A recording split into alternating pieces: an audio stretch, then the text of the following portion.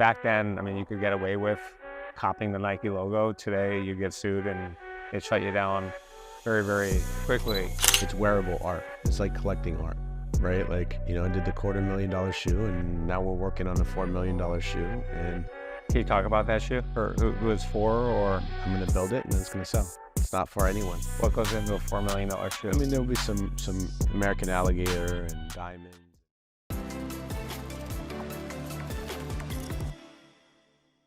Welcome to In Search of Excellence, where we meet entrepreneurs, CEOs, entertainers, athletes, motivational speakers, and trailblazers of excellence with incredible stories from all walks of life.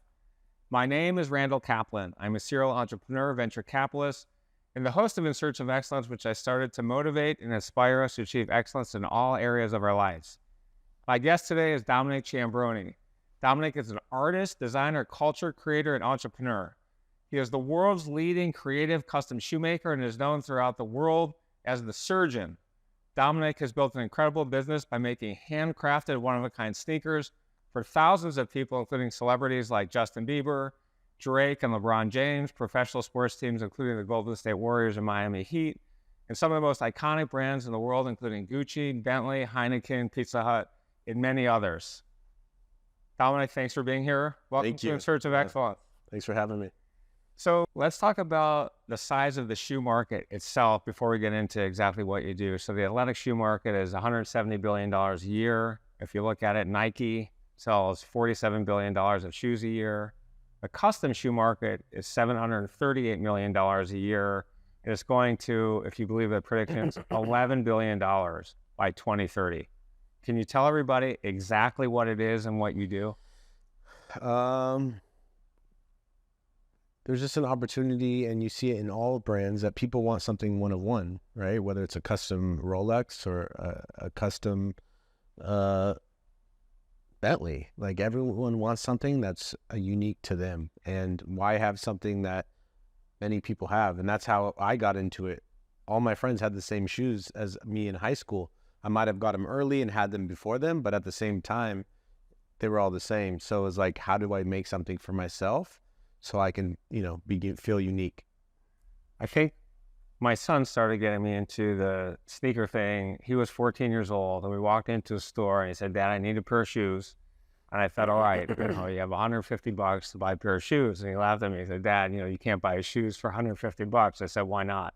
I walked out of there with Air Jordan all blue. They were $170, and I went up to $300. And he explained to me how the whole thing works. So explain how Nike, for example, produces a quantity, and if you know the quantity, how people collect them and want them, and how the minute they go on sale, if you're lucky enough to get one and you don't have a bot and you go through the app, how much those shoes can be worth and why. Yeah, I mean, the resale market is insane, and that's really what catapults Nike. I mean, Nike, I don't have the numbers of what Nike produces, but they produce thousands and thousands of different pairs, and at a price point, between $180 to $200 for a pair. So, and then once they're all, bought up, and then that's where they go in the secondary market, where you can buy, shoes from anywhere from, $500 to a few $1,000s for Travis Scott's. Right. I love Travis Scott's. Got 7 or 8 pair now, and just bought the golf shoes, by the way. Okay. I'm a horrible golfer. And you know what? They're so nice. I'm afraid to wear them on the golf course, but I think they're meant to be worn. Let's talk about collabs, because again, I think there's a lot of people listening to the show who don't know what a collab is and don't get, for example, why Nike would make a collab with a Travis Scott or some other brand. Yeah, I mean, Kanye West really kickstarted all of that. Kanye had a collaboration with Nike, and Nike wouldn't give him what he wanted and make his own soul. And it's originally they told Kanye he wasn't an athlete, right? And Kanye would argue that, because he is an athlete, the way he performs, and the way he's on stage, and how he actually has more, he can sell more than an athlete, right? So, after not, you see the world we're in, like, we people are so driven by celebrities, and they're so driven by a person, that all of these brands need a person behind it to help sell a product. So one of the things first of all, I've been a huge fan of yours. I've been following you, and all your shoes are super cool. And for all of the viewers out there wearing the shoes, you got to go check out his shoes. They're absolutely incredible. One of the things that I did in terms of the research when I saw you making custom shoes is I actually make them, right? And if you would explain, for example, how you take a pair of shoes, you pull it apart, and then you reconstruct it with different materials. So tell us how it works, and then how do you know it's not going to fall apart? Justin Bieber is running around stage like a crazy person, or, LeBron's running down the court. How do you test the shoe? Well, I mean, I've been making shoes since I was 15, starting from paint, then finding different paint, and then learning how to sew on top and then repair. I've learned shoe repair, and then I learned traditional shoemaking, and I've just been doing it for so long. And I've studied on my own how to make shoes. And, we test some stuff, but at the end of the day, this is wearable art, and we want it to be worn. And most people don't even wear their shoes in an athletic setting. I mean, yes, I've made shoes for PJ Tucker to play in. I've made shoes for Kyle Kuzma to play in. Football players scored touchdowns. So Odell Beckham's a huge Odo Beckham scored. Cooper Kupp scored in a pair of my cleats. Jalen Ramsey, got some blocks, and it's just everything's different, right? So when I do a cleat, it's different than a fully reconstructed sneaker. And so if I were to take that shoe, I would completely take the upper off, and I'd only use the sole. Let's talk about your family. You're born in Orange County, moved to Santa Rosa. Your dad, Lou, owned a restaurant, and your mom was a chef in the restaurant. Tell us about the influence your parents had on you, and your dad's work ethic, and what you saw influence you as a kid, and then now as a very successful business person. Yeah, I think just growing up in the kitchen when I was young, I didn't think of anything of it other than I was ungrateful. And then to see them just open up a dream and open up a restaurant, and how normal it was to see as a kid, it, helped me realize that I could do anything. And to see the creativity from the dishes and the recipes to the front of house to how the restaurant actually looked. So, to see the work ethic that my dad had and still has, helped teach me to just work hard and just go after my dreams. I think a lot of us have jobs that we don't really like. I mean, you were a dishwasher at one point in the restaurant. I worked construction. I actually dug ditches for the Weight Watchers World headquarters building in Michigan. I was a young kid. I thought I was so cool. I had my shirt off on the street, getting dirty. I cold called on the phone book, people in Detroit, old ladies, basically asking if they wanted new siding or needed a sidewalk replaced. But how important is it still to do these kind of shitty jobs when you're younger, and to go through it to figure out what you want to do and say, this is not something I want to do? I mean, times are changing so much, and the younger generation now is so much different. And with all of the resources that you have out there, I don't know if you have to work as hard. I believe you should always work hard, but you can also, it's about working hard and smart. And yeah, I mean, there was jobs that I did that I didn't love, but I did my best at them, and I always got raises and always grew within the business or the company. And, I think it's important, because even once if you have your own business, there's jobs that you don't want to do. And, some people say if you do what you love, you'll never work a day in your life. And that's bullshit. You work harder than you would for someone else. And, it's just, I think learning to do, I mean, that's what school was for me, right? You go to school, and I didn't like it, but I did enough just to get by. And then the jobs that I did do, I did my best. And it taught me, even to this day, it's like you can do everything how you want, but there's going to be some things that you may or may not like, whether it's, letting people go, or, creating SOPs or whatever it is. It's like, there's more to having your own business than working for one person. You said something that I think a lot of people don't really get. We have different people, different groups watching my show. You have kind of the 18 to 24 college kids, recent graduates, and we have people younger in their career, maybe 1 to 10 years out of school. And then you got kind of the 40 plus, it's really 25, 25, 25. And I think a common misperception is when you have a business, and I can't wait to give all my viewers a tour because this is the sickest place I've ever seen in my life, that people really don't want to do the shit work. And I tell my interns, I do a lot of coaching. I have 34 interns this summer. And I said 90% of my job is really doing the shit work. So what's your advice to everybody out there who think this is so glamorous? You're the CEO, you built this business with tens of millions of dollars in revenue, and it's all glamour. Yeah, I mean, I've had to do shit work for a long time, and there's still things that you have to do. And I think that's what makes it special, is like you can come in and do to any part of it. But like,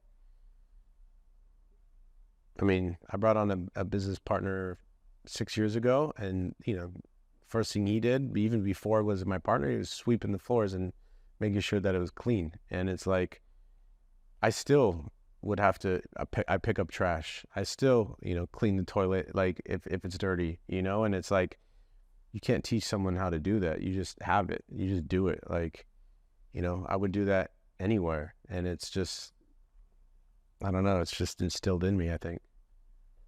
A lot of us, when we grow up, we don't really know what we want to do. We don't have special talents or skills.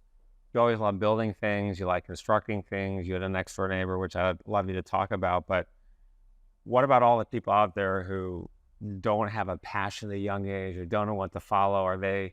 Should they be worried about kind of finding their calling if they don't really know what they want to do and they're 12 years old or 8 years old like you did? Yeah, I mean, and I might have been creative in building and like tapped into something that many people don't, but at the same time, it took me 20 plus years to keep doing it, to really know that I wanted to do it.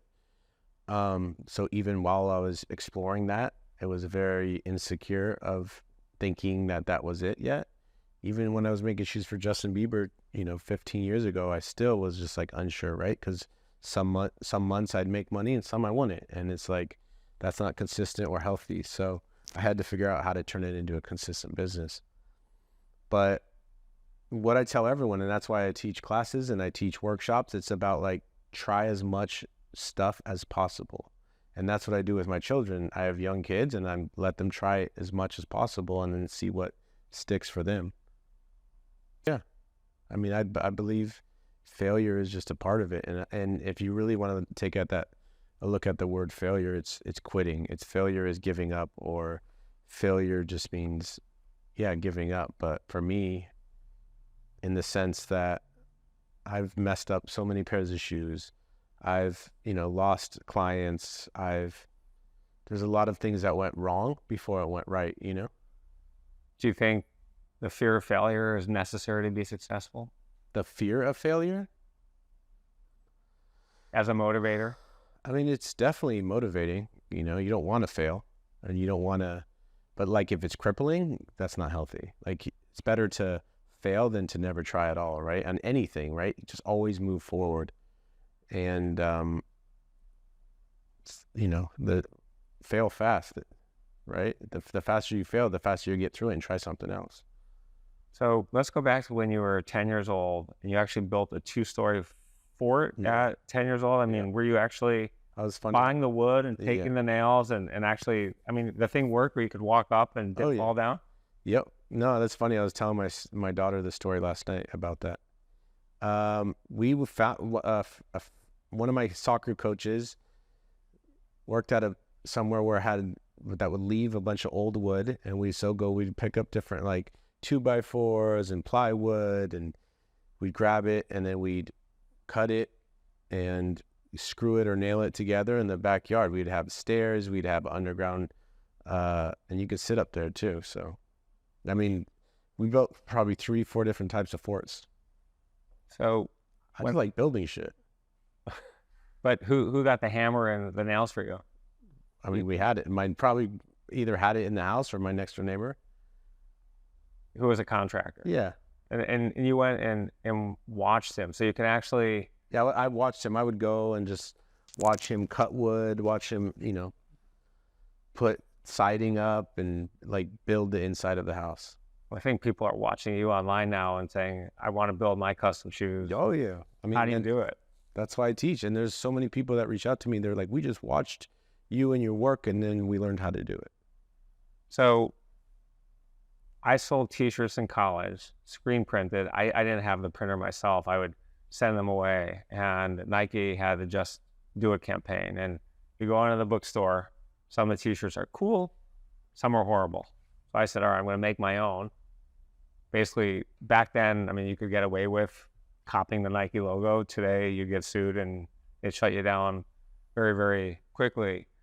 You got into something a little similar, counterfeiting business, and you used your talents. Can you talk about what you did in terms of Chuck E. Cheese and then the high school graduation tickets? And yeah, I was always trying to find a hustle.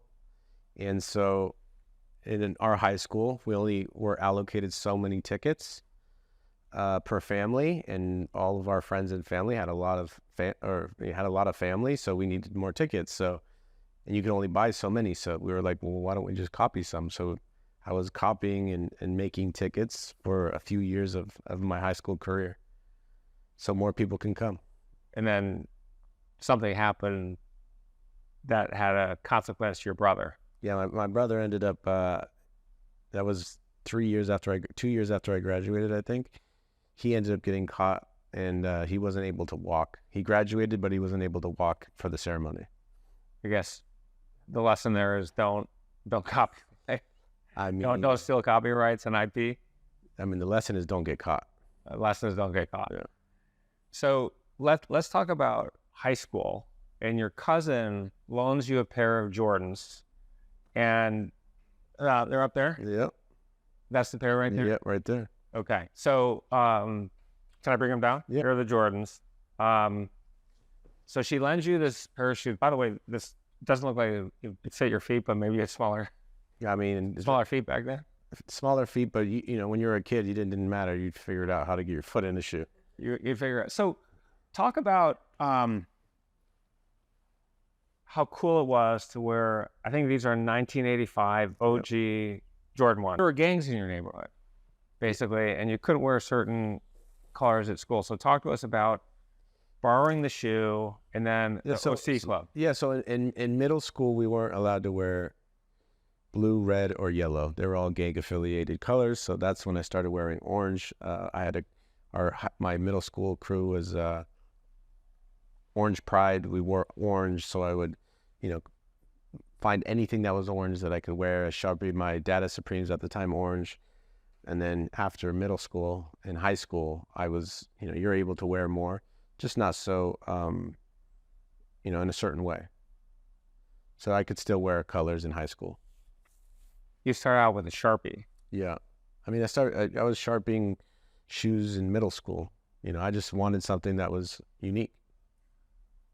What was the feeling you had and the reception you had when you wore those shoes to school? And talk about, I think that's the feeling that I have when I wear these shoes and people stop me on the street. Hey, man, great kicks. Yeah, that's where those came from. And I didn't even know how special those were. My cousin had the first release because she was older. She was a collegiate athlete. She did softball. And so I was able to wear those. And it was the same thing. It connected me with my friends. It connected me with strangers, with the older kids. And it was just cool. It felt good. So, but you can only wear it once. You can't do it again. Like once you wore it, the feeling wasn't the same unless it was in a completely different atmosphere. So that's when I started getting Jordans early.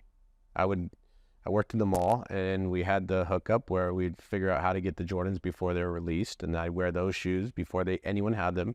And it was the same kind of feeling, like, where'd you get those? And then all my friends had the same shoes for the most part, the cool hype ones. And we'd have to check in with each other to see what everyone was wearing that day, because you didn't want to wear the same thing that your friend had.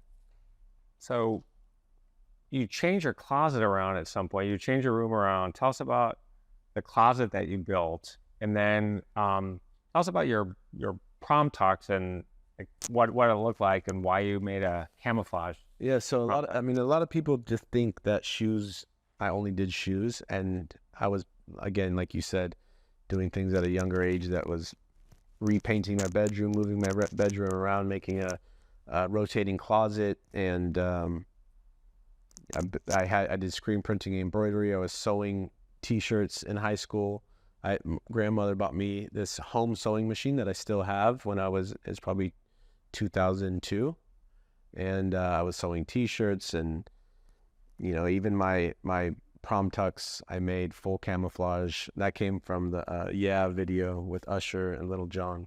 Camouflage, as Full in camouflage head to toe. the army Yep. camouflage. Yeah. So you went to a surplus store and you No, bought I them mean, here? I found actually found the fabric in Berkeley at this fabric store. I got really lucky, and it was a really nice fabric, and we put a nice satin stripe down the side, like a nice prom, or like a nice tux. So one of the things I think that's important in being successful is to just think differently, not out inside the box, just to think wider.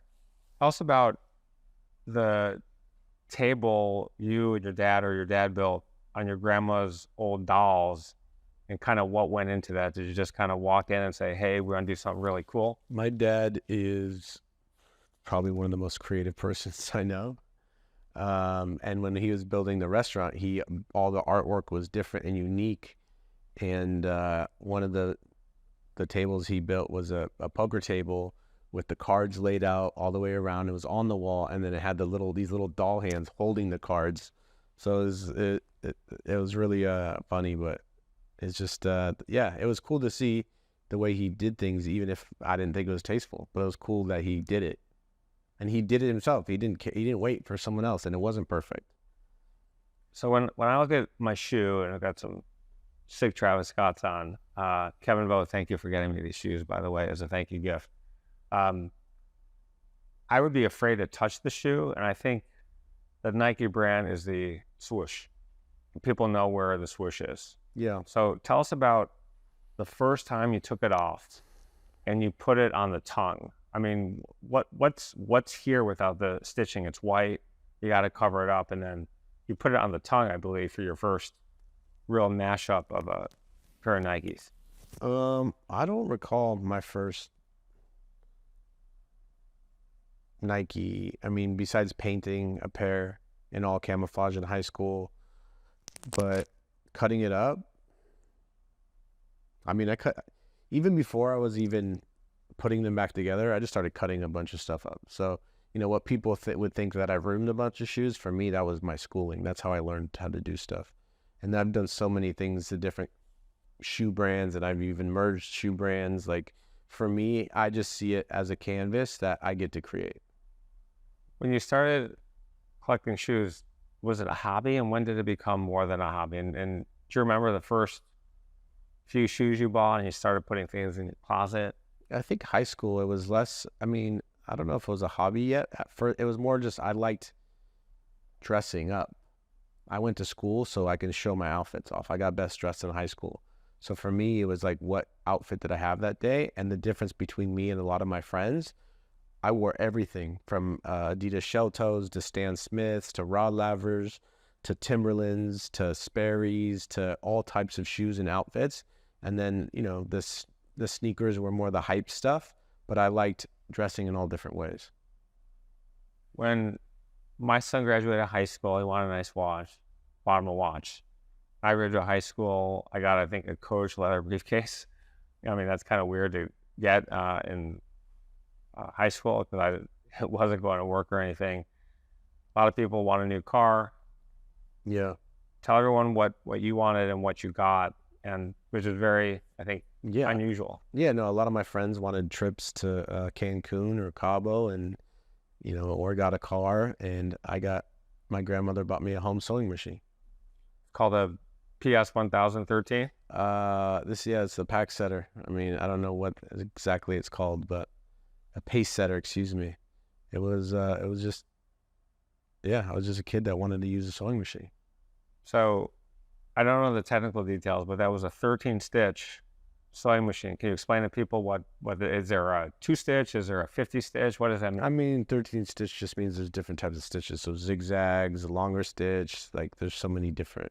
And this was years ago now. So like the new ones, the home sewing machines now have so many settings that I don't even comprehend, and we don't even use that anymore. We have one stitch. Like when you produce something like high level, you just need single needle, one stitch. You can do it. All of the double stitching on your shoe is done twice with the single needle. I'm excited to go over your facility and just see what kind of needle can punch through all this stuff, because this is thick. Yeah. I mean, it's a process. Making shoes is a process, and we teach a lot of people, and a lot of people do it, and then they're like, fuck this, because it's very hard to do, and that's why a lot of brands don't even have sneakers or shoes in it, because so many things can go wrong. Every size is different. Every last is different. The outsole costs a lot of money to open up for you have your own, and so there's a lot that goes into shoemaking, and that's why I was so attracted to it, because it was hard to do, and no one else was doing it. So that's a good point, I think, to share with people. A lot of people think, all right, I'm just going to go through the motion, and I'm going to just do what everybody else does. So how important is it in our success to do what no one else is doing, and to plug through and push through the things that are difficult that people don't want to do? I mean, there's no right or wrong way to do it. Everyone has a different path and a different journey. But for me, I started it for me. It wasn't for anyone else. And I wanted something that no one else had. And, now that I'm doing music, I'm doing clothing, I don't want to do what's out there. I want to do something different and unique that doesn't exist yet. And I'm doing it for myself first. And then, and then it will come. And that's, where I started this whole business. It was never for anyone except myself. I wanted to wear a pair of shoes that no one else had. And then as soon as I did that, then it attracted other people like, oh, I want that. And that's, I think it's about being niche and doing something for yourself. And again, though, that's me, right? There's experiences that people start businesses specifically off dollars and cents and formulas and data, and that works too. There's no right or wrong way to do it other than just to do it. You have a fantastic eye. I mean, we're going to film the studio or film this place. I mean, I've been to a lot of places. This place is sick. And I remember when I walked in the first time I was here for a kind event. Shout out to Michael and Sandy Mann for making the intro to Michael. What are you doing in the music space? Just exploring, creating, singing, everything. Creating music. Yeah, both. Creating, you a good singer? Singing. I could do anything. Yeah. It's just about practicing and doing it more. And I'm just creating a sound that, when I build something, I want a full circle brand. I want the scent to be a certain way. I want it to feel a certain way. I want it to sound a certain way. I want it to feel a certain, you can touch and feel it a certain way. And so music is just a way of me exploring my creative expression. How would you explain what kind of music it is? People ask me all the time. I don't even have a name for it yet. Is it some new techno, age Johnny. No, it's just like some new age lo-fi, like Johnny Cash on like Western type of. I can't even explain it. It's just like chill. Yeah, it's like you can play it in a hotel lobby, or it can it could be in a fashion show. Okay, it's got some oomph to it. It's not like a hotel lobby put you to sleep. It's a. Oh no! That's why I don't really know how to explain it. Let's talk about branding and the importance of branding in a consumer product setting. Talk to us about your trip to New York, 18 years old, and where your name came from. Yeah, I was living in Charlotte, North Carolina. I was 18, and we drove to New York City. Just being on the East Coast, you could go to New York City, you go to Florida in one day, and when you lived in California, all you have is California, which was boring at times. So I drove to New York City. I ran into Pharrell Williams at the Bape store. There was a Louis Vuitton party. Hype Williams was there. I mean, it was just, I mean, anyone that's been to New York for the first time, it's just like mind blowing, especially at 18 with the dream of being an artist or a shoemaker or whatever I thought it was at the time. And I remember just after that run-in, going up to the hotel room and starting to write down, like, what do I call this? What do I call myself? What do I call this thing that I'm building? And I wrote down surgeon. And so it originally became the shoe surgeon. And it stuck. And then I think a couple of years later, moving back to Northern California, I had my tattoo artist design the logo, which is the skull with the scalpels and a mask with blood on it. And so it's just like, yeah, I had a brand. I had something that I could use and call myself. And I don't think I thought too much of it at the time, but it was just like, yeah, you need branding. You need, I mean, look at the best brands in the world, Apple, or Nike, or you have brands and logos. People need to remember, people need to know what to call it. So you can't just be like, oh, this shoemaker made shoes. You know what I mean? Like, there needs to be more. So branding is important in any aspect. And I love marketing. I love branding. I love design, and it's all very important for a brand.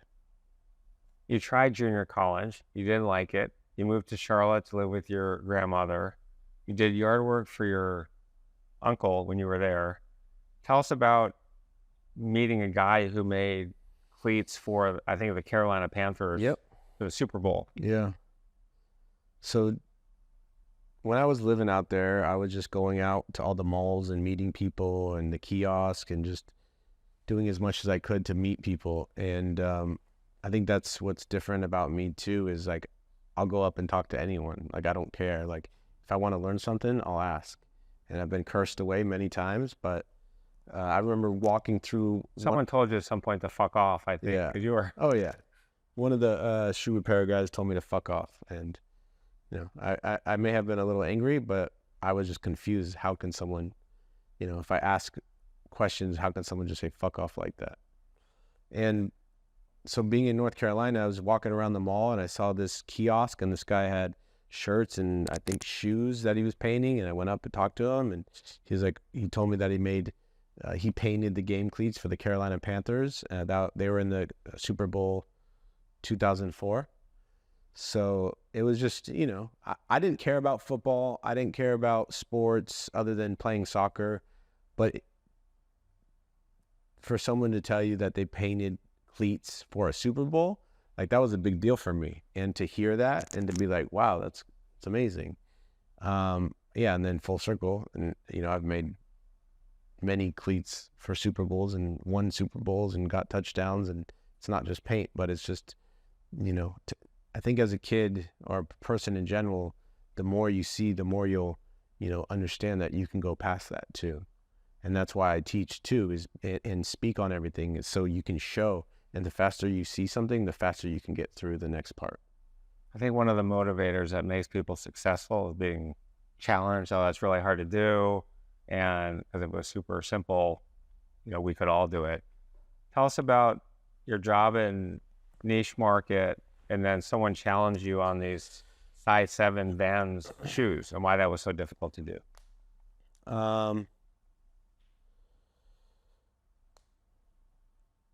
Yeah, when I was out in North Carolina, in Charlotte, I would go to the different stores. There was a skate shop called Black Sheep. Across the street was Niche Market, which I have tattooed on me.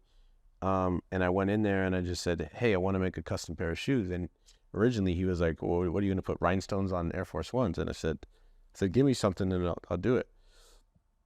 So he gave me an inexpensive pair that he, most likely wouldn't have sold. It was a size 7, all white Vans Chukka. And he gave them to me, and no one bought size 7, so I gave you that shoe. Yeah, he probably gave me the shoe that he thought he wouldn't sell, right? So he gave it to me to do, and I took his logo, I laser engraved it on leather, I brought it to a shoe repair shop, and I was 18 at the time, and they sewed a piece on it, and then I hand sewed some stuff, and then I brought it back, and it was very progressive for the time, and he was mind blown. And since then, I did another pair for him, and this is just still my schooling. This is me, putting myself through school, and that was like a project, right? Like a test to go to the next phase. I also think it's important to be successful to have a plan and writing your goals down. And can you tell people about your experience at Borders Books and buying, I think the magazine was called Sneaker Freaker. Yep. And you wrote something down that you want to be the best at. Yeah, I mean, I was just consuming information, whether it was Nike Talk on my dial-up internet back in the day, and just like finding as much information. Sneaker Freaker was an amazing book. Sneaker Freaker is from Australia, and there was so much information in there. I just remember opening it up, and in the back there was all of these different custom shoes, right? And none of them was how I wanted, but it was still cool to see. And so, yeah, then I just started writing everything down. I used to work at a store in the mall called No Fear. And I just remember having my own notebook and writing down everything. I want my own laser machine. I want my own embroidery machine. I want to be the biggest, customizer in the world. And I wrote all this stuff down, and then, and now we're here. So at some point, you're selling some shoes. I think in No Fear, you were making some money as well. You were the assistant manager. Yeah, I was assistant manager. And tell everyone how much you were making per shoe, and you're putting them up on the shelf. No, so I was just bringing shoes in just to display them, right? Like, I'm just trying to get my stuff out there. And I would always talk about my stuff. And so I wasn't supposed to do that, but I did it anyway. I was supposed to be selling their product, which was $20 t-shirts. And I just brought my stuff up to display. And I don't know, I think I was selling my work at the time, and it was custom made to order. It wasn't like I made something and then I sold it. It was more like, this is what I can do. I can do something custom for you. I think it was like $100, $150. I used to give away so many pairs of shoes, and it's hard. It was hard. And it wasn't even about the money at first, but it was like just to start. Well, let's talk about starting a business. And I think my kids, when they start their own business, they're going to come to me for a loan. And depending on what they do, and we do some research on this, my son just bought a watch, for example. As you know, the watch market's sort of like the shoe market. You're lucky to get one. Ass kissing, you got to get in line. And as a friend who's bought a lot of watch from a particular brand, and he got the shoe, the watch, it was a very expensive watch. I'm not going to say it on camera, but it was very expensive. And I did the research, and I said, all right, he can flip this watch like that and make $30,000 in a day, as long as he has to hold the watch for a year, but you can sell it privately. You know the game. So talk to us about what you asked your parents, what you asked your dad for in that loan, and what he made you do to get the loan. Yeah, my parents just sold a house right before the market crashed. And so they had some cash sitting in the bank, and, I had this idea of doing this career, whatever it was at that time. And my dad said, what can I help you with? Like, what do you need? What do you want? Like, what do you need to help you? And so I said, I'm not sure. And so we started just poking our heads around, and we went to a shoe repair shop, and Daryl Fazio he said, this is the machine you should get, because I said, I want to sew on top of shoes, and I want to, make art on top of shoes. I want to make them look differently. And he said, this is what you should get.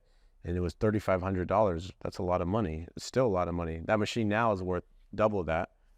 But yeah, my dad was like, well, you need to write a business plan. And I'm like, well, what the fuck's a business plan? Because, I was a creative kid. Like, I wasn't into numbers. I wasn't into, business in that standpoint. I knew marketing. I knew how to get my stuff out there, but I didn't understand the other side. And so I've maybe went on Ask Jeeves at the time, and like Google searched, how to write a business plan. And so I did the best as I could, and definitely didn't have a lot of the numbers in there, but all of the other stuff looked good. So I ended up, doing the business plan, giving it to him, and, he loaned me the money for this machine. You met an interesting guy along the way as well, who did give you some Yeah. financial advice. Can you talk about who that was? Yeah, I think, coming from a small town, I ran into Guy Fieri, who became a mentor in many ways. And it was just as a kid from a small town, seeing someone come out of the town with their talents on TV or whatever it was is cool to see and interesting. So I ran into him on my 21st birthday, and I said, "Hey, can I send you this business plan?" Because I told him the idea, and I said, "I want to share it with you." And so I emailed it to him, and he emailed me back right away and said, "It looks good, but the numbers side doesn't really look too good." But so we stayed in contact a little bit, and yeah, it was just cool to be able to share something like that, especially at an age so young, to like share that with someone and someone give you feedback, especially, that he was, the beginning of his career, being on TV and really blowing up. So you mentioned the word mentor. I think mentors are very important. Talk about Michael Carnacci and then Daryl Fazio and the influence they had on your life, and talk to people on the importance of not just saying, will you mentor me, but earning the mentorship. Yeah, I mean, you have to do the work too, to be a mentoree. Like, you need to prove to them that you take it serious, right? And so for Michael Anthony, was a Western bootmaker, still is. He's up there, and I never learned how to make boots from him, but I got to just see how passionate he was, and how well he made boots, and how he did it, and how he used exotic skins. And even with him was a lot of more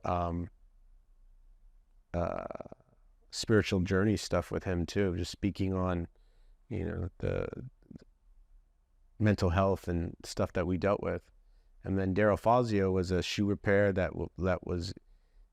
knew the business, that pumped out shoes, that got the work done, but it was repair focused. So I got to piece apart different mentors in my life, and gave them my time and gave them energy from what I provided, and they gave it as well. So I mean, I believe every human should have a mentor. Every human should have a coach, in different facets too, right? Like, you couldn't be, Kobe had coaches, LeBron has coaches, everyone has coaches. So, whether it's mental health or physical or training or business, you should always have coaches. And if your therapist doesn't have a therapist, then there's something wrong. A lot of people walk into a store, ask for something, or walk into a job. They say no, and then that's it, right? I think preparing to persist is more important than any other step of preparation. I teach preparation. We're going to talk about preparation in a minute. Talk about how long it took you to actually get one of these apprenticeships, for lack of a better word, because you didn't just walk away and say, I'm done. Yeah. You came back the next day. The first shoe repair guy I went to was the one that cursed me away. I just went in there asking questions like, what do these machines do? I want to learn more, because I visited a shoe repair shop in North Carolina, and then he cursed me away. Same day I went to another place, started talking to him. He was so busy. If you've been to a shoe repair shop, it's not very glamorous. The guy was smoking a cigarette, putting glue on shoes, and he was just had up to his head in shoes. It smells badly. Oh, it's just, I mean, yeah, most of them. So he was able to listen to me, but he didn't really, there was not much more there. So the same day I went to another shoe repair. That's when I met Daryl Fazio. At the same time, I was like, hey, I want to learn from you. And he said, no. He said no right away. He said, you could be a liability. And I said, all right. But the next day I would, go back and just keep watching, because I wanted to learn. And then eventually he saw how serious I was just to want to learn. He said, all right, come check it out. And so then I started sewing and fixing purses and bags, and started learning on my machine at home, and just kept doing stuff. And that's how I learned to use the machine, was by repairing stuff. At some point, you move back home. You start the business in your parents' garage. You're giving away free stuff. You're selling pair for $100 here and there. And then you got a job selling supplements, and things went very south very quickly. And I think it's very important to people listening and watching the show. We've all struggled Yeah. I've had guests on the show who were sentenced to life sentences in jail, is now one of the best speakers in the world. Damon West, shout out to Damon. So I think telling your story and some of these struggles will be helpful for people to listen. So what can you tell us about what you were doing to make money?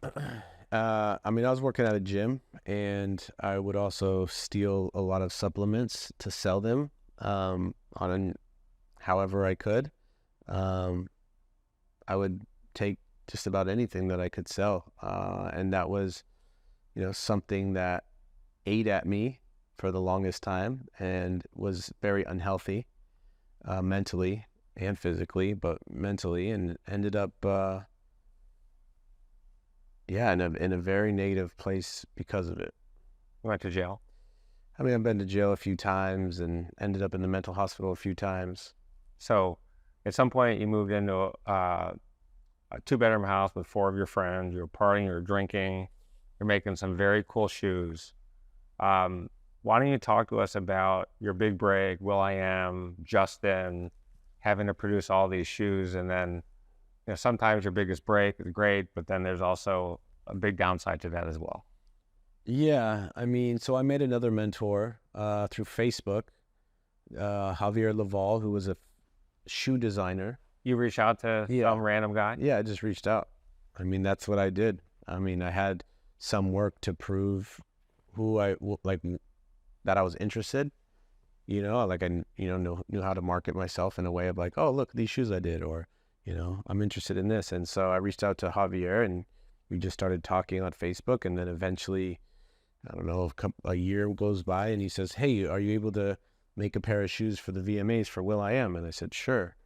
And so, I mean, I didn't finish them until the night before, but that was the way I worked. And I came down and delivered them to him in LA. And that's when, the same time, I got introduced to Justin Bieber stylist. And then the same time I was making shoes for H. Lorenzo, the fashion boutique, and also Law and Order SVU emailed me to make some shoes for the show.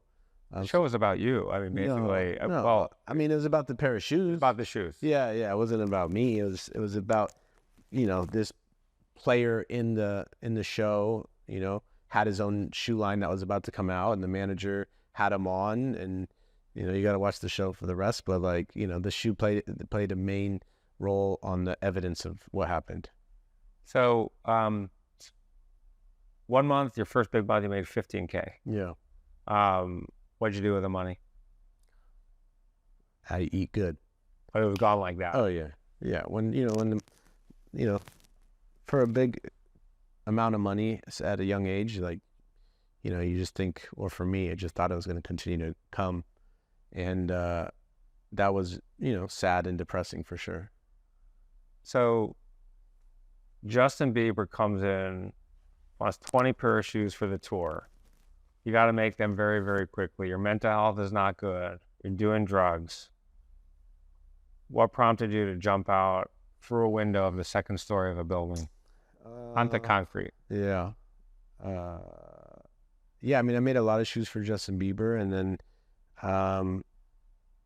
he was going on so many tours, so they asked me to do 20 pairs, and I think it was in a week or something, and I said yes, of course, because I thought anything was possible. And again, I wasn't being kind to myself. I was not eating healthy. I was not exercising. I was not, and then I was on drugs. I was on everything from steroids to out drinking regularly to smoking weed to doing cocaine. Every day? No, not every day. Not every day. It would be like, the weekend I'd go out and party. But definitely, and then when that stuff happened, I was caught up in stress, and I don't know if you know much about, psychotic episodes or mania. I got caught in a manic episode. It was just, my brain went on this loop, and it was I didn't know what it was at the time, and it was really scary, and it was in and out it was about a week where it was continuing to happen. I'd wake up and it'd be okay. And then, a few hours later it wouldn't. And I didn't know what it was, and no one listened to me. I said, hey, I need help. And they're just like, oh, you're fine. You'll be fine. And so, yeah, I was in my 2-story house, and I was going up and down the stairs, and eventually I barely remember it, but I jumped right through glass around my girlfriend at the time, right through the glass, landed on the concrete, and then ended up going to the hospital, and that's when they diagnosed me bipolar. Were you misdiagnosed as bipolar? I mean, I would say so. And then they put you on all kinds of drugs. Yeah. Which saved you. Yeah. And then it hurt you as well. Talk to us about kind of the flip there and how drugs can actually stifle creativity, which was your calling. Yeah, I think, Western medicine is beautiful for many things, and I think it's needed for a lot of things. I don't think it needs to be something forever. And there's also some things that are out there that, yeah, you may need them. But in my case, or anyone's case, or not anyone, but for a lot of cases, is you don't. It's like there's other ways to be healthy, to break through where you don't need a Western medicine. So yeah, this medicine helped me come down from the super high that I was at, which I needed, but then to be on them and then to continue that, which they once said forever, that's very depressing, and you're very slow, and you're lethargic, and you feel like a zombie. So I wasn't able to be my creative self. And so now it's like about that, it's finding that balance. And you went back in again. Yeah. I ended up, getting off the drugs completely, then going out partying, drinking, and, doing cocaine when I was out. But, ultimately I was trying to find myself through this journey. And was it having kids that kind of woke you up and said, hey, I got to get clean, and I need to clean up my act? No, it was my girlfriend at the time helped me believe that I didn't need to be on these pills, and helped me believe that I wasn't bipolar. And because, when you're young and when you feel like that, you don't know who to believe. And, you believe a doctor because they went to school for so long, and my mom didn't know any better. She believed the doctor too. And so the doctor said you had to be on these pills for the rest of your life. And that's hard to hear. And so I started getting healthy. And, my mentor, Javier Laval, and Michael Anthony, they all played an important role to help me through that time as well, mentally, and to how to talk to myself. And I also started getting lost in self-help on YouTube at the time, and, listening to Alan Watts, to Jim Carrey, to all types of The Power of the Now, really diving in. And that was me doing my own research and learning more and more about stuff. The Secret, the Notebook, like all of these things that I just dove into and just learned more and more. And then just being healthy. I started walking. I started playing soccer. I started going to Whole Foods and eating completely healthier. And then I started Chinese herbs instead of the pills. And then my whole life started to shift during that time. I do a lot of paid coaching, and I have this guy in Grand Rapids, Michigan, who a very impressive guy, pediatric dentist, has a good business, was making $500K a year. He DM'd me, loves my show, and basically wanted me to help him plan his future. So he was going to have a partner to open up his new business, and we went through all the numbers and the math. I said, you don't need a partner. I think a lot of people want a partner for the psychological support of not being on their own. They're kind of fearful. I said, you don't need a partner. Some people do, some don't. You had a partner that didn't work out, and now you have a partner who's really helped you grow your business, like you said 7 years ago. Tell us about Dallas and what he's done for your business.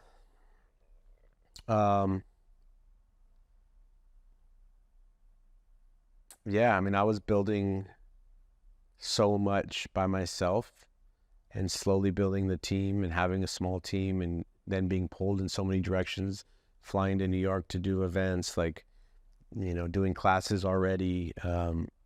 So I already had my first kid come. So my son Emil was born. So, I knew the business was bigger than myself. And so eventually I had a client, Dallas, who was ordering some shoes from me, and I got to see him build other businesses. And one of the things that stuck out most for me was just one of his business one of the best place to work out in Orange County. And like, that's for me is the biggest thing, is making sure staff feels like family and they feel good to be working, right? And then, yeah, he helped out for a long time before we decided to go into business together. Social media has been a huge part of your success. You said you couldn't be this successful without Instagram and PayPal. Talk to us about why. I mean, it was just the time. It was the right time and the right moment. I mean, I would be successful still in some other way, but like, we don't know that. Social media was happening. Instagram was happening. It was a way for me to physically get my art in the world, and people could actually see it, and then they could buy it or even just see it, right? It's free marketing in the sense. We've talked about some of the things that make people successful, being a mentor, being persistent, being creative, being different. What are 3 other elements of success that it would take to build a successful business like yours? I mean, like mine, delusion. You need to be delusional for sure. And I would say delusion. Like, if most everything I have was never, like, no one could ever imagine that. So, and you can't tell anyone either. You just got to do it and then show it and do it again and again and again. So I would say being delusional. I would say being consistent, because that's the hardest thing. So many people come and like tell me they have an idea, and I'm so sick of hearing people with ideas, because if you can't execute an idea, it's not worth nothing, right? And then if you execute the idea, it has to be consistent. That's the hardest thing. So delusional, consistency, and yeah, never saying no. I guess that's kind of delusional in a way, but You said no to a lot of clients that come to you for shoes. yeah. You just said, well, never say no, but you've said no. Why do you say no to people who come to you and say, no, not going to do that? That's not what I mean by never saying no is more so not taking no for an answer for me. Not taking no for an answer for me, right? So like being delusional in the sense of like, I never took no for an answer. So yeah, and then separately, I think saying no to clients is like, we don't need to work with everyone. I don't want to work with people that I don't want to work with. And at this stage of my life, I get to say, no, I don't want to work with everyone. It's not about, the masses. It's about, life's too short. I want to work with good people, and I only want to, grow and work with people that respect me, my team, and the business. And yeah, it's less about just the money, and it's more about building something bigger. Let's talk about SGN Academy. So you've referred a little bit to that, but tell everyone what it is and what your mission there is. Yeah, SRGN Academy is our surgeon academy, where we teach everything from introductory shoe workshops, how to slightly customize a shoe, to then fully deconstruct a shoe and rebuild it, which is a 4-day class.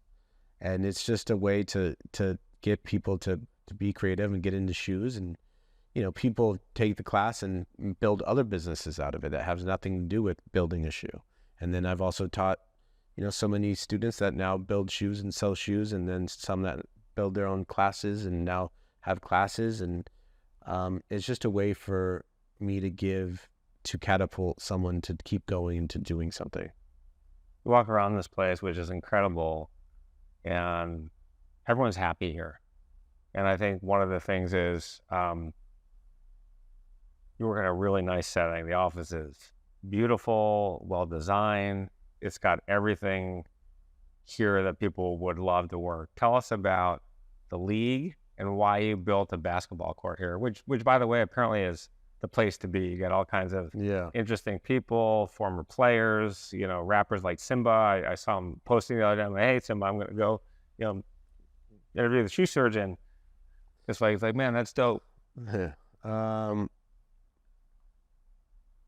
I just always wanted a place where you could, you know, work and play. And, you know, with the work that I do is play, but also, you know, whether it's basketball or soccer, it's a way you can just go. And sport was big for me growing up. I played basketball till high school, and then I stuck with soccer more, and I was very competitive in soccer. I ran track. And so it was important for me. And so like to have, and then to go through my mental health journey and how important it is to be active, how important that is for your mental health. So I wanted to create a place where you can, you know, this used to be the whole facility. So if you were at lunch every day, we would used to play 5-on-5 soccer against the whole staff. And that was one of the funnest times. I mean, people got hurt, which you got to be careful, but like it was the funnest time because you can go just not think about work or anything other than let's just go have fun and win. Let's talk about how much these shoes cost. And first I want to go to the all-time record for a shoe. Sotheby's auctioned off Jordan 13 that I wore, I think in the 2000 and actually it was the 1998 NBA Finals against the Utah Jazz. $2.2 million for that pair of shoe. The most expensive pair of shoe you ever made was for PJ Tucker, $250,000. What does a shoe cost for people that want to go on your website? And yeah, the shoes are anywhere from $5,000 to $15,000, and it's not enough, right? Like there's no amount of money that someone could give me that is worth what I've been able to create my entire life. And it's wearable art. It's like collecting art, right? Like it's, you know, I did the $250,000 shoe, and now we're working on a $4 million shoe. And can you talk about that shoe? I mean, it's for who it's for, or I'm going to build it and then it's going to sell. It's not for anyone. That's what I do. I build a concept and then he figures out how to sell it. What goes into a $4 million shoe? I mean, there'll be some American alligator and diamonds and some controls that you can control from your phone. All right, we're getting towards the end of the show, and I want to talk about something that's very important to me. People ask me, what is the highlight of your career? And it's not making money. It's giving back.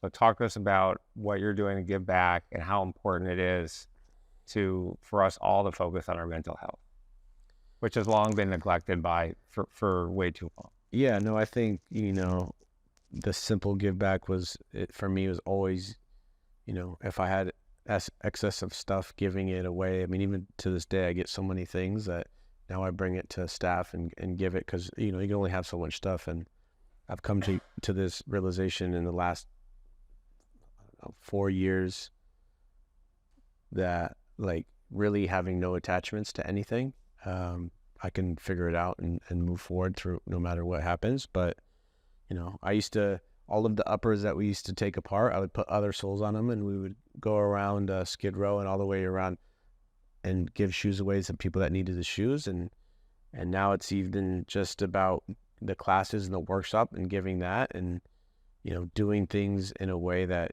you're helping people.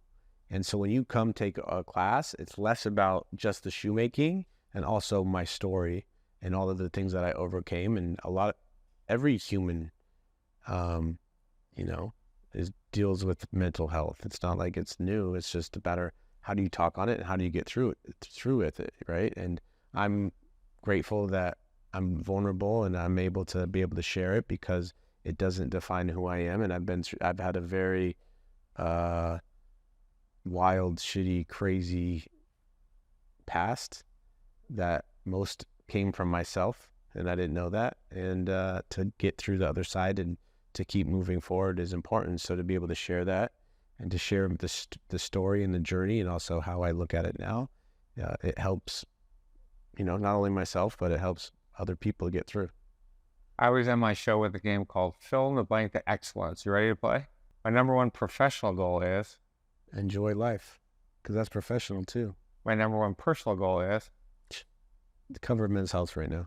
the best moment of my career is Showing my kids all of this.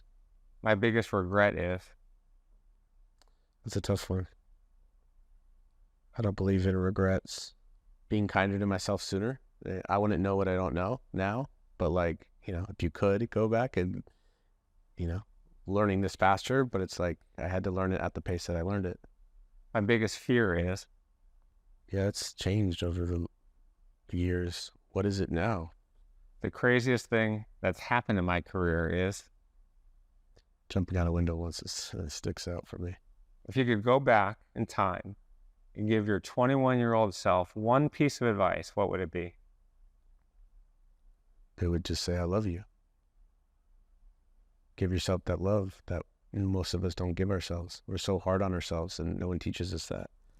And if you're softer with yourself, even at an earlier age, like for me, I went through very hard mental times, what then happened with drugs and everything else. But like, if I would have been kinder to myself, I mean, even recently, it's like, it's so easy to get caught up in the details and what went wrong instead of what went right.